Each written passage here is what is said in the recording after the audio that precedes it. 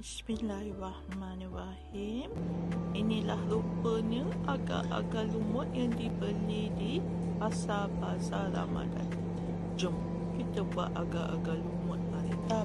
Perkara pertama yang kita buat adalah blend dulu daun pandan kita.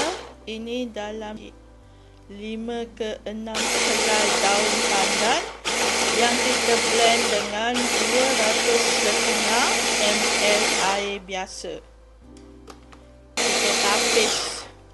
Kita tapis dulu air. Dalam kuali kita letak 600 ml air plus serbuk agar-agar yang 10 gram itu. Ni jenama yang saya sentiasa guna, jenama layang-layang.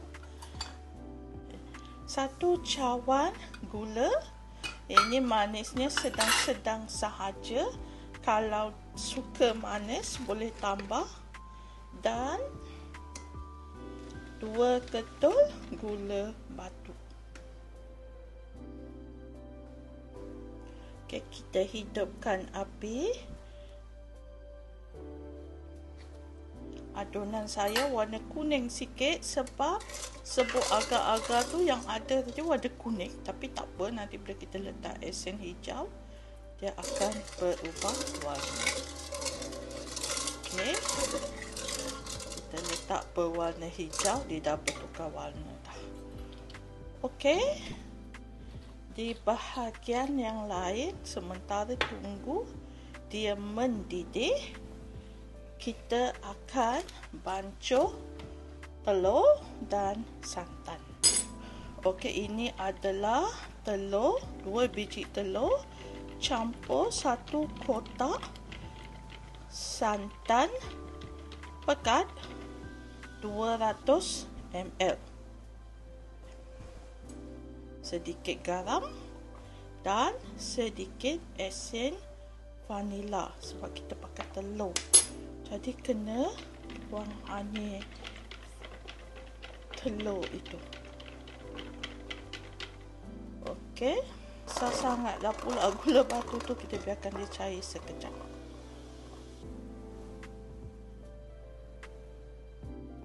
Adunan telur tadi dalam 600 ml, adunan agar-agar dalam 600 ml. So bila dia tengah menggelegak, membuih-buih itu, masa itulah kita akan letak adunan santan dan telur tadi. Okay, kita nak tunggu sekejap. Memang gula batu tu lambat cair. Okey, sedang dia menggelegak, membuih-buih ini, kita akan letak adunan telur dan kita akan biar dia sekejap, jangan dikacau.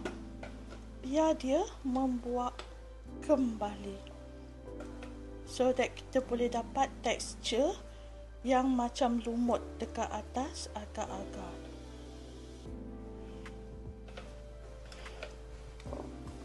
Barulah kita kacau. Okey, biar dia menggelegak, lepas tu kita tutup api.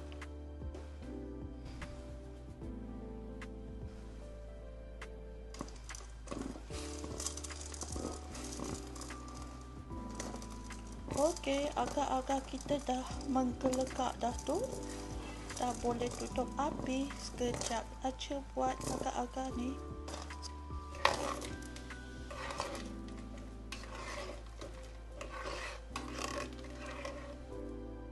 Okey, kita akan letak, sejukkan dia dalam bekas ini.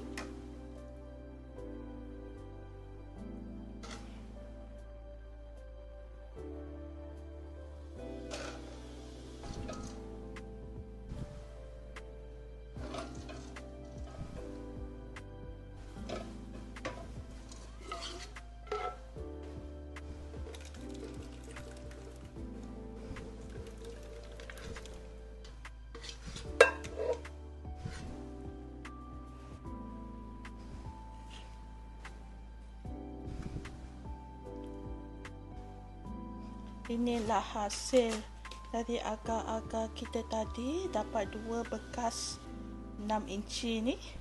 Dan juga kalau saya letak dalam mangkuk-mangkuk kecil bagi memudahkan ianya disajikan. Okey, kalau tak nak boleh dapat 3 bekas 4 persegi ni. Okey, selamat mencuba.